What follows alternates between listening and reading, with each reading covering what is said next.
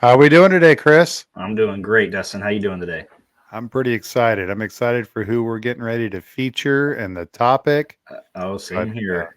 He's one of my favorite people here at Gradient. He's a great one to learn from. So we've got a special treat for everybody here today. absolutely. Real quick before we jump into that long holiday weekend, you had a good trip, I think. We spoke We earlier. we sure did. Went down to the Bahamas for a couple of days with some other couples, and it's hard to beat a nice, relaxing beach vacation. So back recharge, ready to rock and roll. That's awesome. That's awesome. Very good. Well, I'm not even going to tease the topic. So what we'll do is we'll just, with no further ado, we're going to bring on our special guest, Mr. Judah Day. Hey guys. How we doing? Apparently not as good as Chris. I didn't make the Bahamas. That wasn't. So yeah, not as good as him, but I'm doing great. Got some nice color to me. Finally, I was getting pretty pale there for a little bit. Yeah, I got some color, but it's from the Arkansas sun, not a little different. Well, I mean, Arkansas sun, Kansas sun, Bahama sun, it is what it is. So, well, let's not sugarcoat it today. So today we have brought on the one and only Judah Day. Judah, you have been working with Gradient in various capacities since before Chris and I worked here. So what, 9, 10? When did you guys start with Gradient? Yeah, keep going. I'm right at 17 total years because my father and I first brought our practice to Gradient as producers. So my dad and I were in the business. Chuck Lucius actually recruited my father. So if that kind of tells you anything, like he called dad and talked to him. I remember Chuck coming down to Conway, Arkansas to see us. Wow. Flew down, and at the time, propellers, right? It wasn't the jet Yeah. yet. Now it's the jet, like we've arrived. Flew down to see me and dad, talked to us for a while, and we were like, all right, this guy knows a little something. So here we are. So we started as producers, in production with Gradient. And I think the help they gave us with compliance, Sherry's team on, things like that really helped us out. Arkansas was tough then. But we stayed, and then I started consulting, and Dad did too. Dad actually taught some classes for Gradient as well. So we've been here a long time in coaching position, probably about 15 years from a coaching standpoint. Yeah, love it. Love it. I remember you, one of my very first memories of you, I don't even know if this is okay to say, but my route to work was a bit different than it is today because we've moved. But there's Burlingame that we're on, and then there's this church and this daycare and all this stuff. And we were doing a training here in Topeka, and Judah was in his Cadillac Escalade with all of his helpers and all of his people, and there was a blinking yellow light for a school zone, and Judah didn't see it and just flew straight through it. And he clearly doesn't know the Topeka Police Department because that's what they thrive on, is giving tickets in school zones. But luckily there wasn't a cop there that day. But we get to the office, I'm like, did you see that school zone? He goes, what? Hopefully they don't watch this and give retroactive tickets. I think I remember you talking to me about that, and I was like, "Who is this guy? Why is he telling me how to drive?" And it was like, it was you. So I'm with you on that. Statute of limitations probably up on that one though. Pretty sure that was 2012, 2011. That was a long time ago. So, but all right. Well, so today we're going to talk about $1 Million Minds, and we can do a quick backstory on how it came to be. But $1 Million Minds has been a program for at least some of my advisors that has not only changed their business, but set their total assets gathering on fire, for a lack of better words. And Chris and I have seen great results from not only the coaching that comes along with $1 Million Minds, but then, how you help as well, Judah, because you seem to be, you can explain your role in it. I don't want to try to explain it for you, but my guy Dave has still fondly talks about the time that he spent with you and the calls that you had with him on $1 Million Minds and stuff that was just kind of part of the training, but outside of the regular stuff. So real quick, give us a real quick synopsis of Million Dollar Minds and kind of the background of it and how we got to today. Yeah, so just kind of a quick synopsis is the objective of Million Dollar Minds, I think, is really to just kind of address three primary things. We begin with improving processes, right? So, your typical sales guy, which I considered myself back in the day when I was teaching classes, I actually didn't realize how bad I was at processes, right? Like I even tell Rami, who I'll get into in a minute, like I was playing college ball.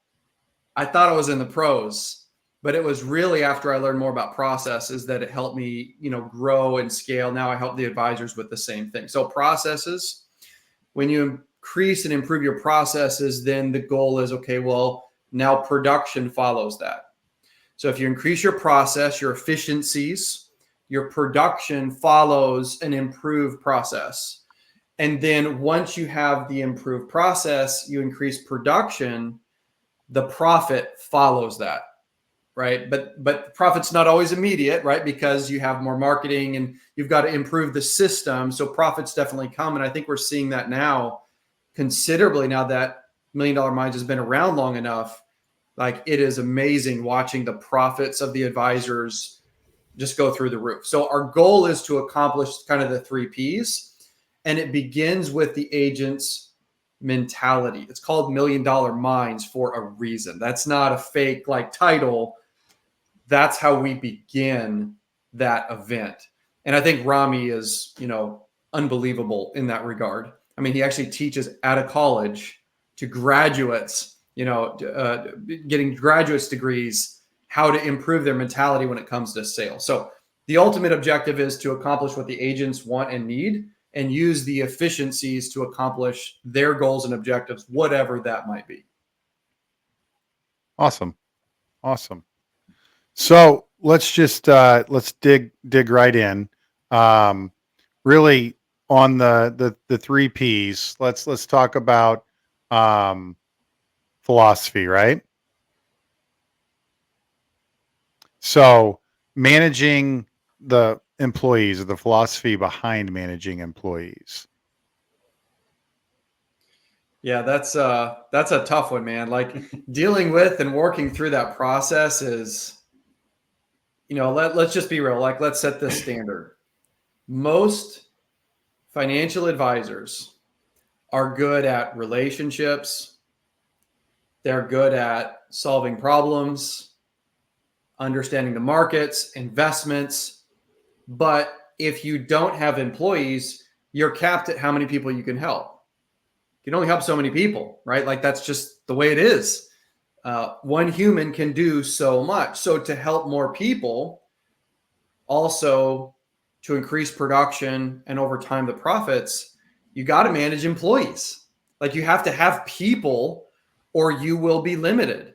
One of the examples that Rami uses, and I think this is applicable, he said, every time I would hire, and he had to be convinced at first when Rami first started, who, by the way, I haven't even explained this. Rami is like the trainer. He is Million Dollar Minds. I get to be his, his second in command, which hurts me a little bit to say. But like I said, I was, I realized I was playing college ball after I started working with Rami. And that's hard for me because I'm a professional trainer, right? Like that's what I do. And I was like, man, I'm not that good. He humbled you a little bit, didn't he? Yeah, man, like that hurt just a little bit. But that's okay. I'm down with that. But basically the idea being the challenge you have with employees is agents aren't good at managing them. They're just not good at it, right? We're good with solving problems. We're good at those things. And so everybody's like, how do I scale? And they're like, a lot of agents even don't want to hire because they're like, well, nobody will do it better than me, which by the way is not true. It's just not true. It's totally not true. I can apply that to my team here at Gradient. Like, if I think, I don't think that I can do everything better than everybody else, but you get to a point in time where you set a mindset and you're like, I'm just going to do this because I know how it's going to get done. And I can be the one to vouch for whatever comes from the decisions that are made. I think Chris will even tell you, it took some time for me to relinquish some of the things that are probably best done by the team, not just one individual. And Chris picks up some of that, Danny picks up some of that. But when you're working as a cohesive team and everybody knows what their role is and everybody follows by that role, it just seems things seem to work so much better in that application. And that applies straight to financial advisors business as well. Judah, what do you think the reason is that a lot of these advisors have trouble managing employees and hiring, all that stuff? So here's something that I always kind of knew, but I didn't understand. And there's a difference between knowing something and understanding it. So one of the things that Rami breaks down, and I'll just use me as an example if I can, just briefly. When I was doing personal production with my father, and I still am now, I'm still an active producer. It's just secondary to coaching advisors, but I need to stay in the practice, right? I need to know the things they're going through. I always had a hard time with employees. I just wasn't good at managing them. I don't know what it was about me, but I could always inspire them.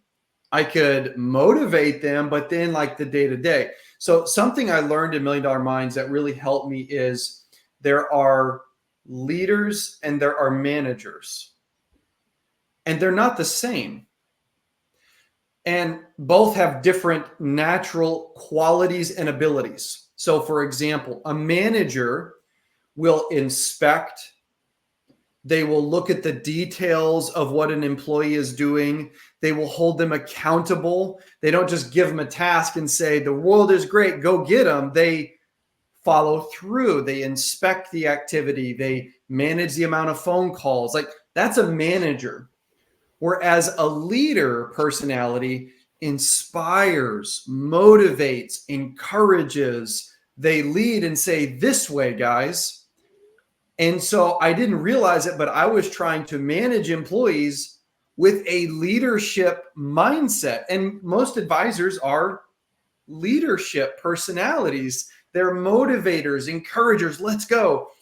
And so I didn't understand at the time, why was I not good at managing? Well, I didn't know the difference. I struggled with that. So to your question, Chris, like, what's the difference? That is one of the main differences, understanding the different qualities needed to be good at either leading and inspiring or managing and inspecting. And yeah, you can't really blend those two together. You got to know what your shortfall is, I'm assuming, and figure out, either have somebody else to do that part for you, or you figure out how you can get better at it. I'm assuming. Is that about right? 100%. And here's an easy mental, like, here's how you do it. You hire to your weakness. That's good. That's really okay. Good. If you don't know your weakness, well, call you guys and say, be honest with me.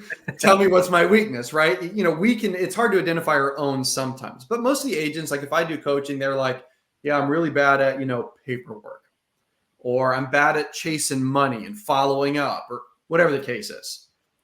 That's your hire. Like, that's who you hire. And then you congratulate them on being awesome. Then you can lead and inspire based on their strengths.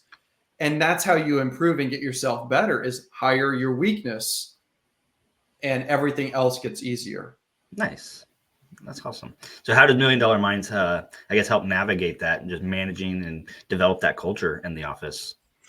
Yeah. So, again, you got to know who you are, and you have to know yourself. Again, $1 Million Minds, the mindset, $1 Million mindset. So the first thing is, what is your culture? Do you have a vision? And here's the thing. I've been listening to people say that my whole life. What's your vision? And I'm like, yeah, whatever. That's so stupid. Like, whatever.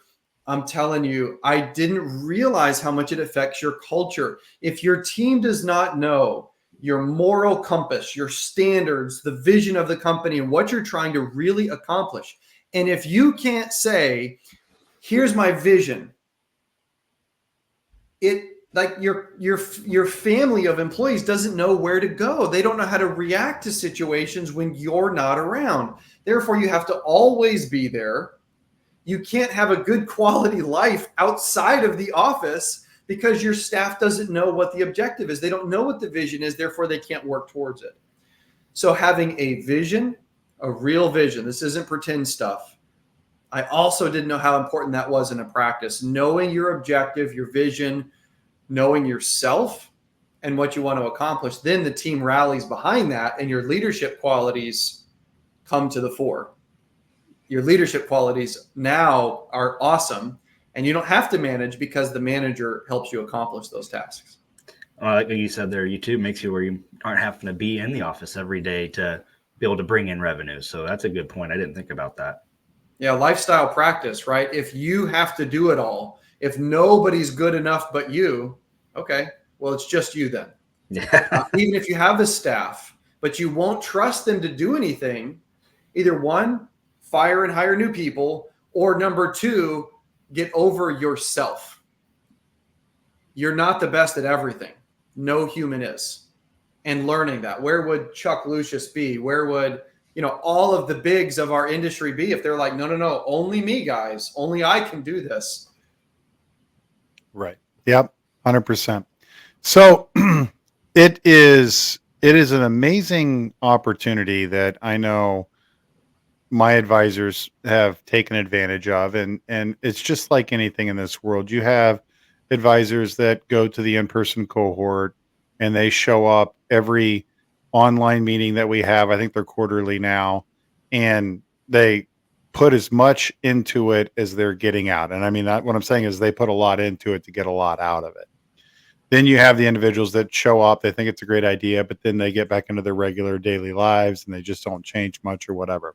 So with all of that said, what would you say is some of the biggest pitfalls that advisors fall into, whether they're doing $1 million minds or they're not? And how do they, like, kind of getting out of their own way, or how can $1 million minds best navigate some of those pitfalls?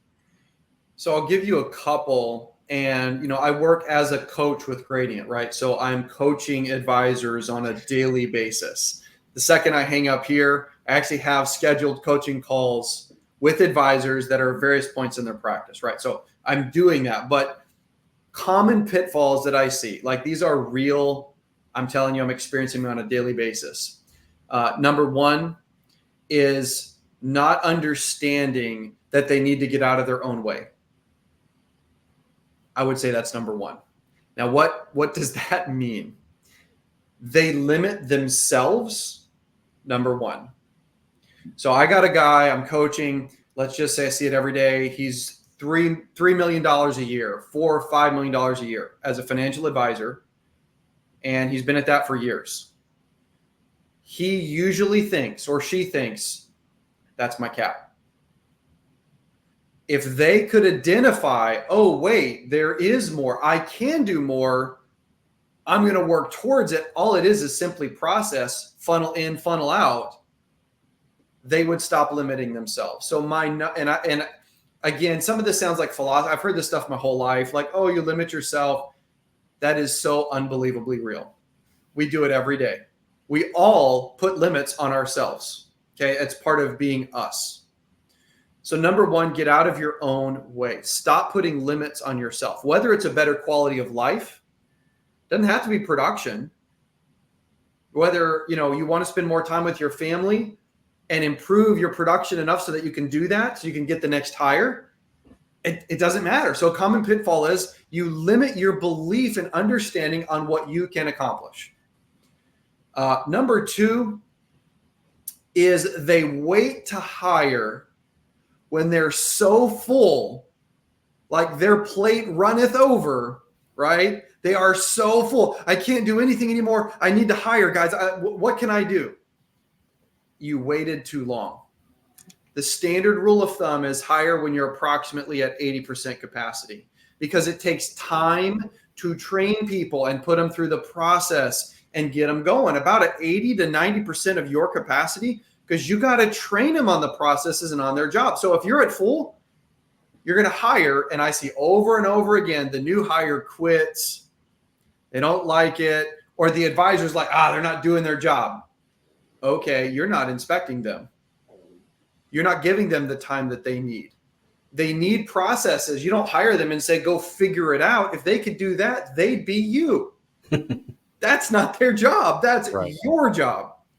So those are some pretty common pitfalls. I'll give you one more, and that is they don't understand the importance of this psychology behind client acquisition. And hearing Rami talk about that is so eye-opening. They just do the same thing with everybody, or they treat people the way they think the client wants to be treated or the way they think, instead of understanding some people think different. Therefore, I need to act in a different way. That's a big thing Rami hits on, and you might go into that a little bit more detail because that is extremely important. And he spends a lot of time in the $1 Million Minds meetings discussing why it's important. Give us a little example and why that is such an important thing in these advisors' practices.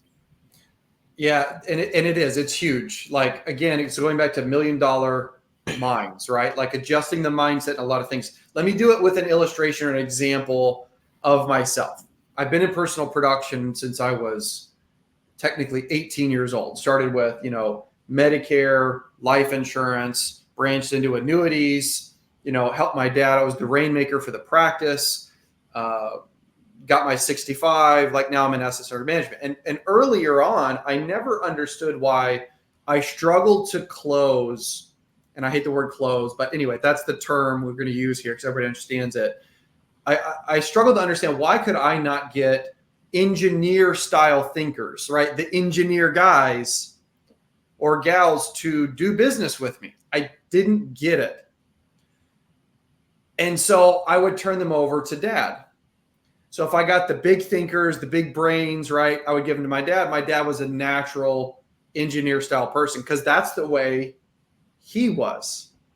He was the big brain, right? He was the deep thinker. I was more, I'll smile at you, talk to you, be your friend. Let's go. This is a good thing for you.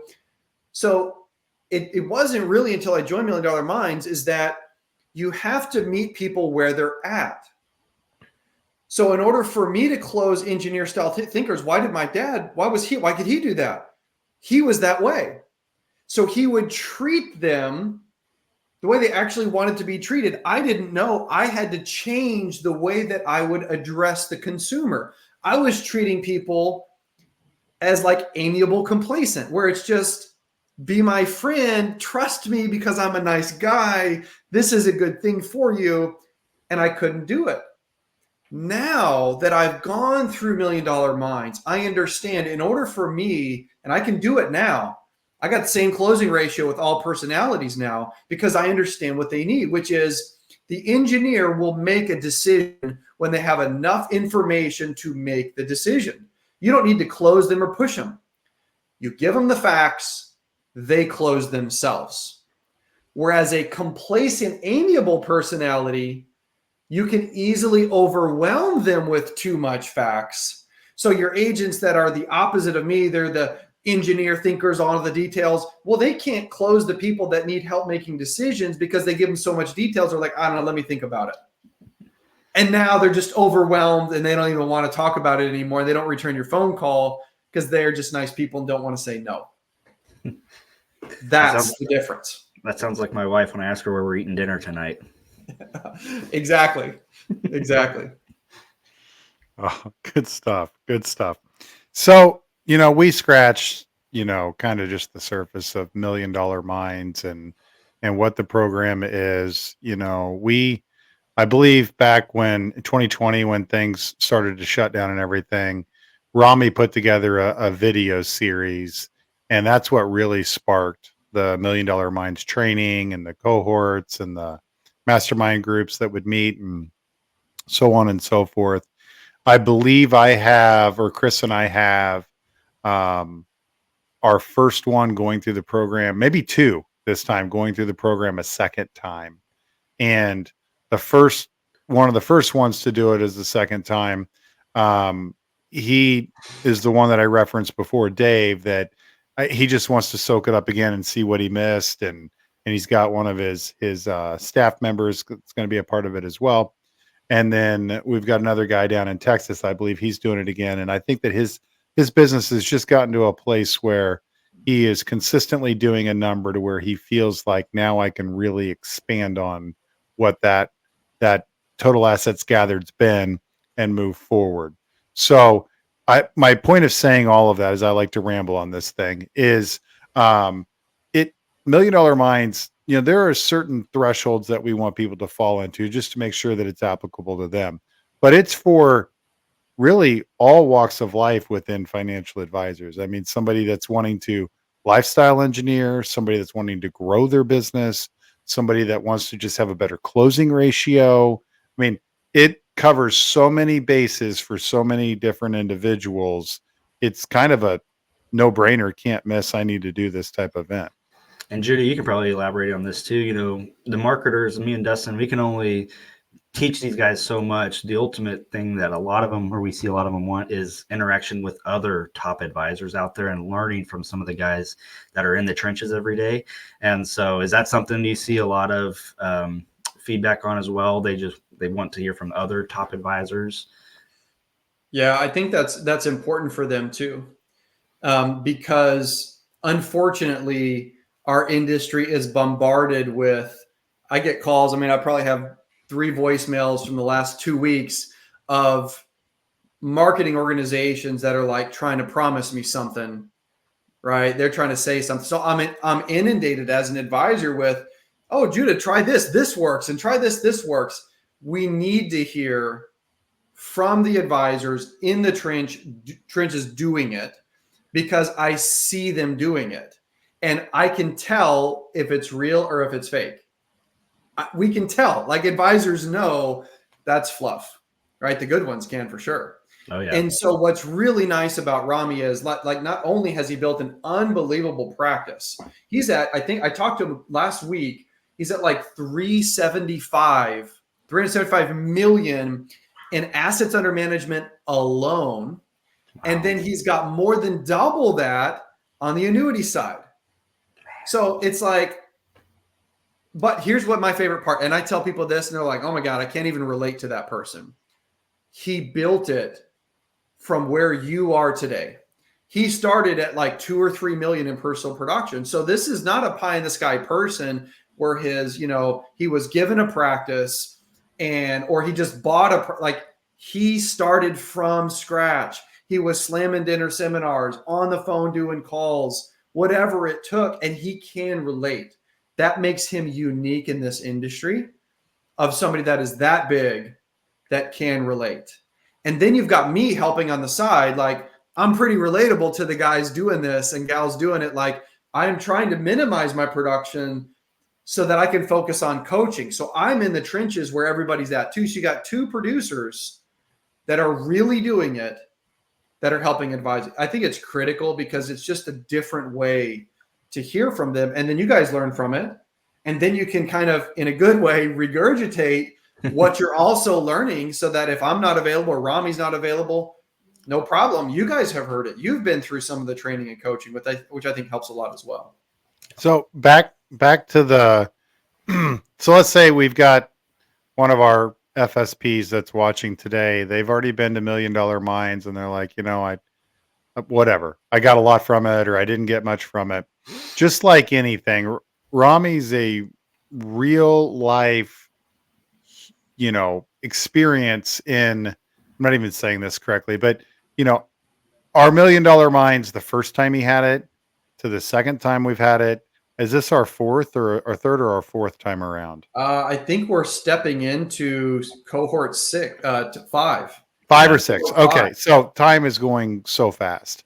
But what would you say that it's different now? I mean, there's certain things that Gradient's learned. There's certain things that Rami's learned that, it's probably a completely different training, the same principles, but it's a completely different training than it was on the first cohort.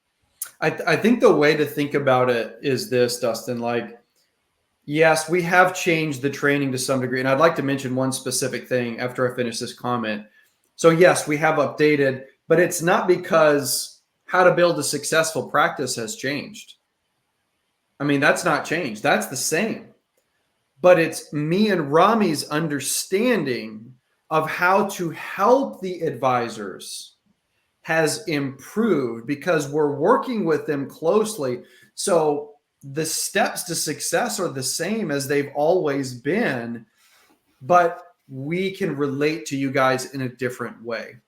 And we have updated it. We've made some changes, but I tell you that the success is the same. And the other thing is, here's what I'd say has been the biggest significant change in $1 Million Minds program is we realize how hard it is. We knew it before, but like watching it is different. How hard it is to implement what you learn. Because you get home from this, intense training, which by the way, there's no way you implement all of it. No way. That's why you need to come 3 or 4 times to this thing. Every 3 years at least, you've got to attend a training like this. Just rotate it, because what was beneficial to you 4 years ago, 3 or 2, maybe you're now at another level and you hear other things that Rami's saying. You're like, oh man, that solves my problem. But the big thing we've changed is we made implementation processes where Gradient gets together this giant team of people and you say, here's what I learned and here's what I want to do. And Gradient gets around you and helps you accomplish those tasks. They help you move forward, and you've got a partnership of like 25 people helping you actually accomplish your goals and objectives. Whereas before it was Rami and I talking, you have to furiously write down what you want to do, then go home and figure it out. Now there's 25 people helping hold you accountable, move you through the process, make sure those things happen. So that is a significant improvement on what we've done, which is why we see the percentage of people that go up in production, have better quality lives, grow their staff, grow their production, like just going faster. I can say one thing. We've been going on 5 years now, and we've had trainings right and left ever since we've started here, Dustin. But I've never seen growth come directly from a training like I have at $1 Million Minds. It is incredible. And the lives of our advisors that have attended, they couldn't be happier. And so that's my little plug for it. Is I've never seen results from directly from a single training. And yeah, there's a lot of ongoing calls. It's not just you're in for 2 days and done. There's a lot of work to it, but the success, if you buy in, is off the charts. 100%. Okay, Judah, I can't thank you enough for your time. I can't tell you how much Chris and I appreciate you coming on to the podcast, but also what you've done for our advisors here over the last 4 cohorts, and really the impact that $1 Million Minds has had. So any parting thoughts, any last things that you think that we have to cover or should cover that we haven't covered today? I'll share this with you. And this comes kind of from coaching advisors, financial planners for 16 years. I worked in my father's practice. I've been doing this a long time. Some have much more experience and knowledge than me, but I have worked with thousands of financial advisors in my career. And the average agent honestly knows what they need to do. They know.